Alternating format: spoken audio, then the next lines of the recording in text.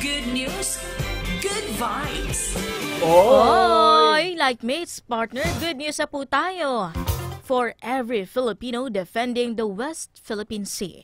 Yan ang mensahe ng Voyager Studios matapos magwagi sa Doc Edge Film Festival sa New Zealand. Ang dokumentaryong food delivery fresh from the West Philippine Sea. Sa direksyon ni Baby Ruth Villarama, naiuwi ng docu ang Tides of Change Awards sa Academy Awards Qualifying Festival. Git ni Villarama, ang kanilang tagumpay ay hindi lamang para sa kanila kung hindi para sa mga Pilipinong nakakaranas ng istorya ng docu.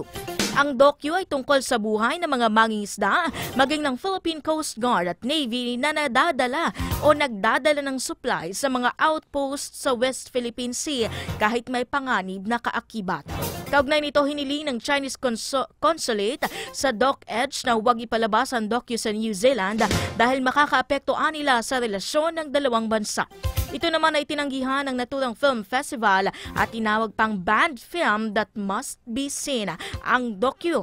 Pagbati po para sa inyong parangal at tapang na ipinakita.